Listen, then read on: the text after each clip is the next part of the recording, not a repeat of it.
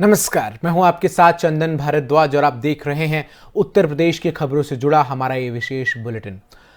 उत्तर प्रदेश के उन्नाव में एक दलित युवती का अपहरण करने के बाद उसकी हत्या कर शव को 4 फीट गहरे गड्ढे में गाड़ दिया गया।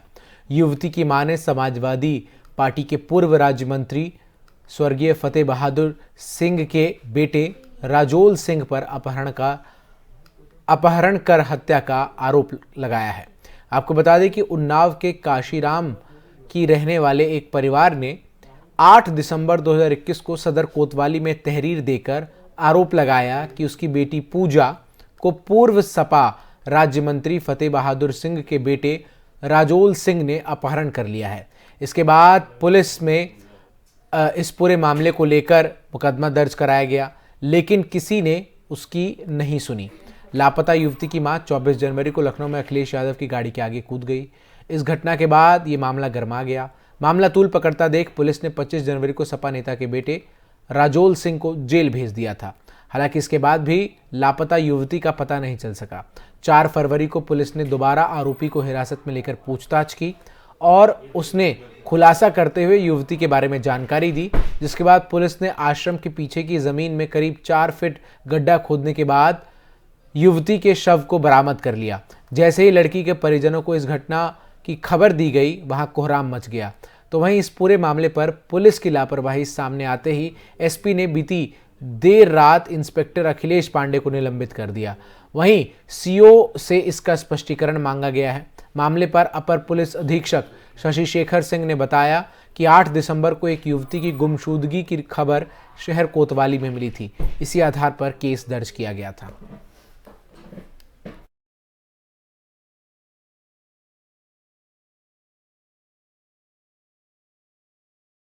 पिछले 8 दिसंबर से एक युवती की गुमशुदगी दर्ज की गई थी और ये उसी की डेड बॉडी आज यहाँ पे बरामद हुई है। इसमें आ रही थी, इसमें जिसके ऊपर संदेही आरोपी था उसको हमने गिरफ्तार किया था। उसके बाद में भी कुछ और सूत्रों के अनुसार हम लोग अपनी जानकारी कर रहे थे। आज उन्हीं के कंक्लूजन के आधार पर आज यहाँ पे डेड बॉडी बरामद की गई है और इसमें हम आगे की पोस्टमार्टम रिपोर्ट के बाद अग्रिम वैधानिक कार्रवाई करेंगे और जो लोग भी इसमें शामिल रहे इस घटना में उसको हम निश्चित तौर पर सजा दिलाएंगे। पिछले 8 दिसंबर।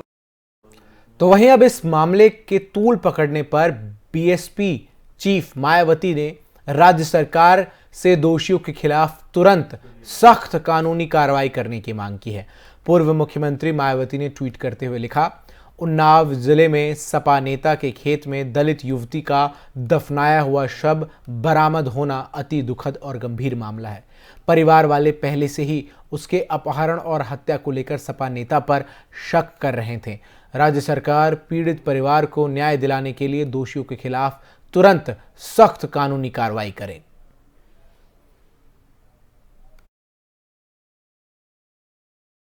बता दें कि उन्नाव में एक दलित युवती का अपहरण करने के बाद उसकी हत्या कर शव को 4 फीट गहरे गड्ढे में गाड़ दिया गया। युवती की मां ने समाजवादी पार्टी के पूर्व राज्य मंत्री स्वर्गीय फतेह बहादुर सिंह के बेटे राजोल सिंह पर अपहरण कर हत्या करने का आरोप लगाया था।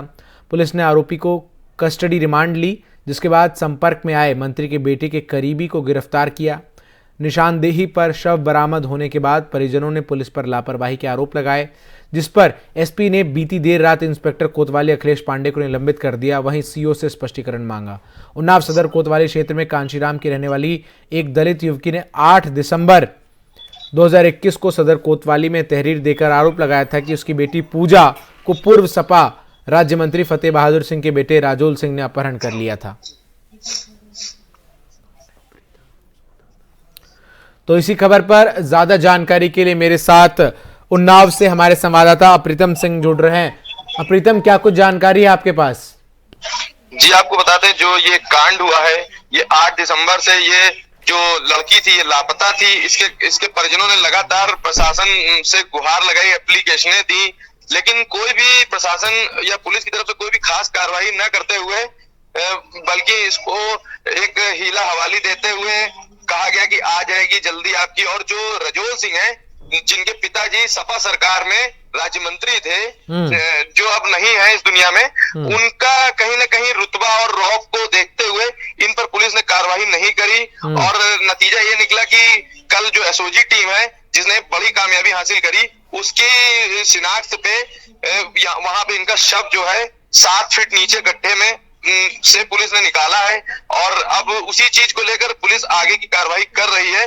अभी देखना यह है कि जो अन्य पार्टियां हैं वो उनके ट्वीट करने के बाद और पिछले दिनों कुछ दिन पहले जो लखनऊ में अखिलेश यादव का काफिला था, तो जो मरी है युवती, इसकी मां ने उनसे भी गुहार लगाई थी, तब इसको अब जाके लग रहा है कि शायद न्याय मिल जाएगा। इस पूरे मामले को लेकर सरकार की तरफ से क्या प्रतिक्रिया दी गई है और पुलिस का आगे किस तरीके से कार्रवाई करने की योजना बना रहा है? सरकार की तरफ से अभी कोई खास प्रतिक्रिया जो है वो नहीं दी गई है। कोई भी जो सत्ता का विधायक है या सांसद है वहां पे नहीं पहुंचा है पोस्टमार्टम हाउस, और प्रशासन लगातार मामले को सुलझाने में लगा हुआ है। क्योंकि जो परिजन है वो पोस्टमार्टम तो हो गया है लेकिन वो अभी दाह संस्कार करने के लिए नहीं तैयार है। उनकी कुछ मांगे हैं, जिन मांगों को अगर प्रशासन पूरा करता है तो ही वो दाह संस्कार करेंगे। उनमें जो मांगे हैं उनमें 3 मांगे मुख्य हैं कि जो पीड़िता है उसके भाई को या उसके घर में किसी को एक सरकारी नौकरी और पक्का आवास और 25 लाख रुपए की राहत सरकार की तरफ से दी जाए। वो राहत इसलिए दी जाए क्योंकि अगर कहीं ना कहीं पुलिस पहले सक्रियता दिखाती तो शायद ये युवती की मौत ना होती। अब तक परिजनों से मिलने के लिए कौन से नेता पहुंचे हैं? क्या इसको लेकर जानकारी आपके पास? किन लोगों के पहुंचने की उम्मीद जताई जा रही है? जी आपको बता दें, चूंकि चुनाव का माहौल चल रहा है तो जो बसपा से जो देवेंद्र सिंह उन्नाव में चुनाव लड़ रहे हैं वो पहुंचे थे बीती रात। और अभी जो चूंकि पार्टी समाजवादी पार्टी के ये नेता हैं, इसलिए जो समाजवादी पार्टी का कोई भी नेता या कोई भी जो प्रत्याशी उन्नाव से अभिनव जी लड़ रहे हैं, मनीषा दीपक के पुत्र हैं, वो सिर्फ पार्टी के क्योंकि ये नेता हैं इसलिए वहां जाने से कतरा रहे हैं। और जो सदर से भाजपा विधायक हैं पंकज गुप्ता जी, उन्होंने वो शायद लखनऊ में किसी मीटिंग में थे लेकिन उन्होंने अपने किसी प्रतिनिधि को और भेजा भी है और उन्होंने कहा है कि जल्द से जल्द जो दोषी हैं उन पर कड़ी कार्रवाई होगी। ठीक है, बहुत बहुत शुक्रिया प्रीतम आपका मेरे साथ जुड़कर तमाम जानकारी दर्शकों तक पहुंचाने के लिए।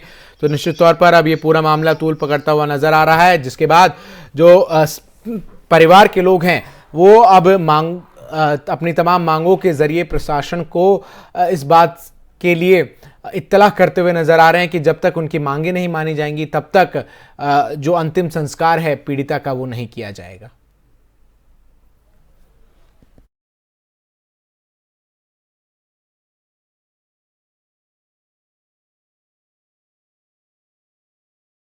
उत्तर प्रदेश में पहले चरण के चुनाव के लिए मतदान हो गया है। अब सभी की निगाहें दूसरे चरण के मतदान पर टिक गई हैं। इसके लिए बीजेपी ने एक बार फिर अपनी पूरी ताकत झोंकने की तैयारी कर ली है। इसी कड़ी में बरेली में बीजेपी शक्ति प्रदर्शन करते हुए आज नजर आने वाली है। बरेली में प्रधानमंत्री नरेंद्र मोदी आज वर्चुअल रैली को संबोधित करेंगे, तो वहीं मुख्यमंत्री योगी आदित्यनाथ तिलक इंटर कॉलेज से सिविल लाइन में पार्टी कार्यालय तक रोड शो करेंगे। साथ ही गृह मंत्री अमित शाह भी बरेली में ही होंगे और गृह मंत्री भोजपुरिया फिर अवला में रैली को संबोधित करेंगे। पीएम मोदी के पहले आज बरेली में रैली करने का कार्यक्रम था लेकिन बारिश होने के कारण रैली रद्द कर दी गई। पीएम अब वर्चुअल रैली को संबोधित करेंगे। इसकी तैयारियां भी पूरी हो चुकी हैं। यूपी चुनाव प्रभारी सभी विधानसभा क्षेत्र प्रभारियों के साथ बुधवार को बैठक कर चुके हैं।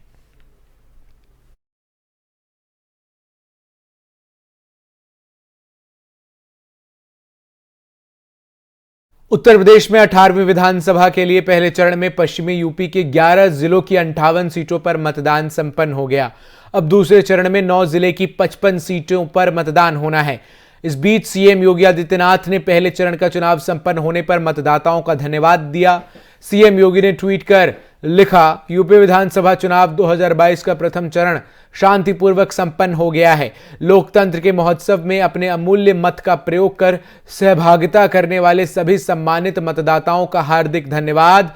आपको बता दें कि उत्तर प्रदेश में पहले चरण का मतदान खत्म हो गया है।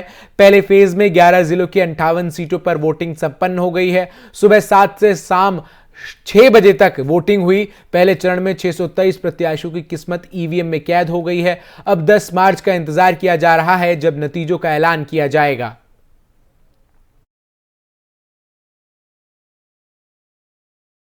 उत्तर प्रदेश के डिप्टी सीएम केशव प्रसाद मौर्य मंडी धनोरा में राजीव तरारा और हसनपुर के रेहरा में महेंद्र सिंह खड़गवंशी के समर्थन में जनसभा को संबोधित करेंगे। 14 फरवरी को मंडी धनोरा में मतदान होना है। उससे पहले ही सभी नेता अपनी जनसभा करने में लगे हुए हैं। इसी के तहत उप मुख्यमंत्री केशव प्रसाद मौर्य मंडी धनोरा में आ रहे हैं। अधिकारी और बीजेपी कार्यकर्ताओं ने मौके पर जाकर कार्यक्रम स्थल का जायजा लिया। डिप्टी सीएम के कार्यक्रम को लेकर आज दोनों स्थानों पर मंच के निर्माण की तैयारियां चल रही हैं। आपको बता दें कि मंडी धनोरा में शेरपुर रोड पर स्थित अमर सिंह डिग्री कॉलेज में डिप्टी सीएम केशव प्रसाद मौर्य प्रत्याशी राजीव तरारा के समर्थन में जनसभा करेंगे। वो पिछड़े वर्ग को साधने का प्रयास करेंगे। उत्तर प्रदेश में विधानसभा चुनाव का बिगुल बज चुका है। पहले चरण के लिए वोटिंग होने के बाद अब मुरादाबाद जनपद में दूसरे चरण में मतदान होना है। इसी कड़ी में सभी प्रत्याशियों के समर्थन में पार्टी के स्टार प्रचारक जनता के बीच जाकर जनसंपर्क करने का काम कर रहे हैं। इस सब के बीच मुरादाबाद में बिना परमिशन के रोड शो करने के मामले में कांग्रेस महासचिव प्रियंका गांधी और कांग्रेस प्रत्याशी के ऊपर कार्रवाई की तलवार लटक गई है। हालांकि मुरादाबाद नगर और देहात विधानसभा से प्रत्याशियों के समर्थन में जनसंपर्क की अनुमति प्रत्याशियों द्वारा ली गई थी। दरअसल मुरादाबाद शहर विधानसभा में कांग्रेस प्रत्याशी रिजवान कुरैशी और देहात से हाजी इकराम कुरैशी के समर्थन में जनसंपर्क करने पहुंची कांग्रेस राष्ट्रीय महासचिव प्रियंका गांधी के साथ कई दर्जन गाड़ियों के काफिले और हजारों लोगों की भीड़ ने आचार संहिता का उल्लंघन कर दिया। एक साथ इतने लोगों की भीड़ को देखते हुए जिला प्रशासन ने पूरे रोड शो की वीडियोग्राफी कराते हुए जांच की बात की है। प्रियंका गांधी इस रोड शो में दोनों प्रत्याशियों के साथ गाड़ी की छत पर बैठकर चल रही थी। मुरादाबाद की जामा मस्जिद से शुरू हुआ प्रियंका गांधी का ये रोड शो शहर के बीच से होकर निकाला गया। बिना परमिशन के रोड शो निकालने पर डीएम शैलेंद्र कुमार सिंह ने नियमानुसार कार्रवाई की बात कही है।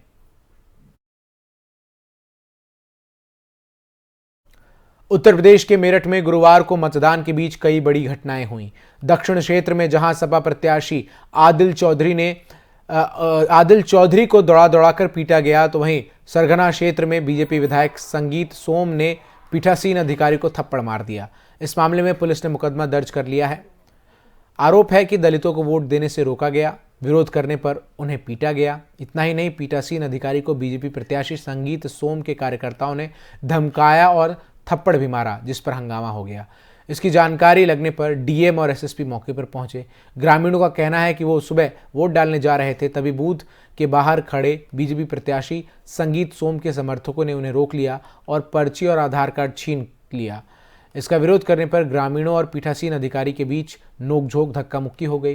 पुलिस के मुताबिक इस घटना की सूचना पर संगीत सोम अपने कार्यकर्ताओं के साथ सलगांव में मतदान केंद्र पर पहुंच गए।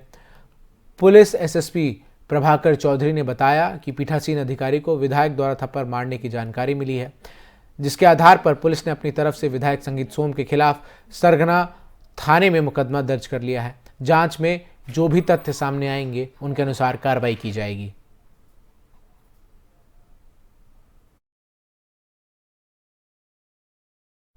कर्नाटक में हिजाब को लेकर हो रहे विवाद को लेकर प्रयागराज में भी प्रदर्शन हुआ। खुलदाबाद के अटाला चौराहे के पास जुटी मुस्लिम महिलाओं ने विरोध प्रदर्शन किया। हाथों में नारे लिखी तख्तियां लिए महिलाओं ने हिजाब पहनना हमारा हक और नहीं सहेंगे ज़्यादती जैसे नारे भी लगाए। मौके पर पुलिस के साथ ही प्रशासनिक अफसर भी पहुंचे, जिन्हें ज्ञापन दिया गया। इस दौरान करीब 2 घंटे तक प्रदर्शन चलता रहा। इनमें कई छात्राएं भी शामिल थी। सभी ने हिजाब पहन रखा था। वो हाथों में तख्तियां भी ली हुई थी, जिनमें हिजाब की खिलाफत करने वालों के विरोध में नारे लगाए हुए थे। इसके बाद महिलाओं ने सड़क किनारे बैठकर विरोध प्रदर्शन किया। प्रदर्शनकारियों का कहना था कि कर्नाटक में जिस तरह से हिजाब पहने हुए कॉलेज जाने वाली बहन के साथ बर्ताव किया गया, वो किसी भी सभ्य समाज के लिए बदनुमा दाग है। मुस्लिम समुदाय के महिलाओं और पुरुषों में आक्रोश देख भारी संख्या में प्रयागराज की पुलिस भी वहां मौजूद रही।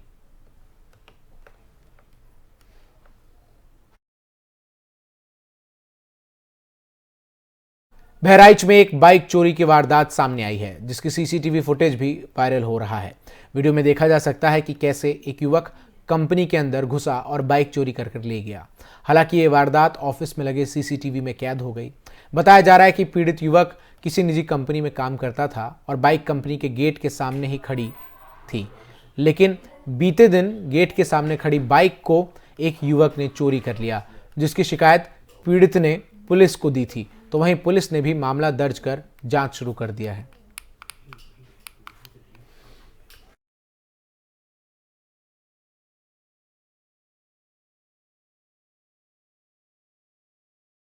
तो फिलहाल के लिए इस बुलेटिन में बस इतना ही। खबरों का सिलसिला FM न्यूज पर लगातार जारी है।